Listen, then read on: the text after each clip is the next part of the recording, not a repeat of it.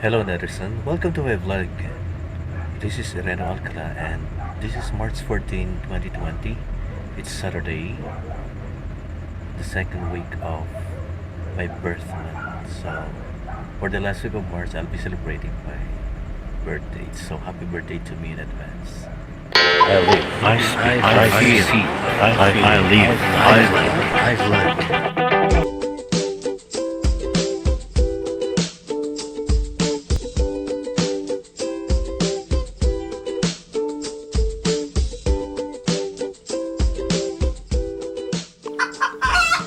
Most of us are panicking and fearing about the effects of COVID-19 or the coronavirus of 2019. Epicenter is in China, the Hubei province, and the center of contamination originated from Wuhan city.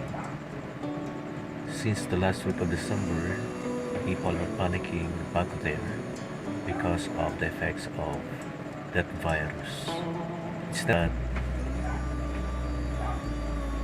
but it has a massive effects to humankind. It became pandemic in China and almost all countries around the world, including the Philippines. And so, more and more stringent regulations from the government is being implemented, and almost all activities have been suspended due to the quarantine effect for every local government unit and also to the key cities in the Philippines like Metro Manila, Metro Cebu, and Metro Davao. For us ordinary people, we are also reminded by the local executive, especially the barangay captain, the mayors, and the governors, so that we can avoid the effects of this much dreaded disease of the century. Furthermore, there are health tips in order to eradicate this disease. And last but not least, here's an open letter from a pastor from the mainland China explaining vividly what will be the situation around the world because of this virus. Quiet China, written by a Chinese pastor sent to a brother in Istanbul, Turkey. The hustle and bustle of China finally quiets down, the restless society comes to still, and the restless Chinese people gradually calm down. The wild animals that were once held by humans in cages finally managed to keep humans in cages. Humans finally lowered their proud head and have begun to think quietly. Are we still the king of the earth? Mankind finally feels the power of nature once again. In the face of the threat of death, human beings have only begun to reflect seriously, only to realize that a lack of awe-inspiring social atmosphere will lead to more harm and more risks. The greedy heart is being purified by the virus, and the mouth that loves to eat is being punished by the virus.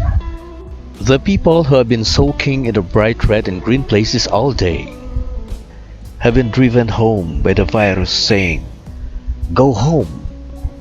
There are fewer and fewer people on the street, few cars on the road.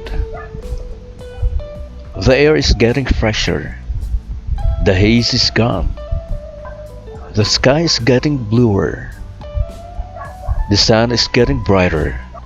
Family lives are getting warmer, harmonial and cordial.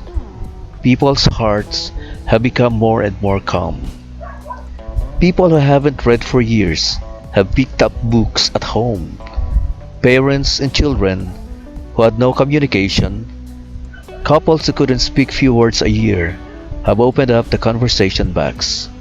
Children who do not know how to respect the elderly have begun to be filial. The virus teaches human beings a vivid and profound lessons. It makes us understand awe. It also let us know what is called good times.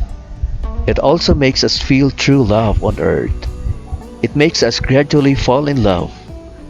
Return to the road. We really should be grateful for this enemy.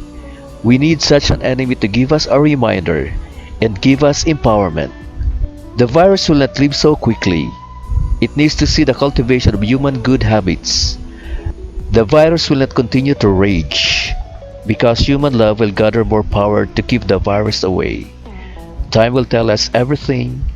Time will also prove what is right. The virus reminds us that there is an Almighty, and humans are just humans.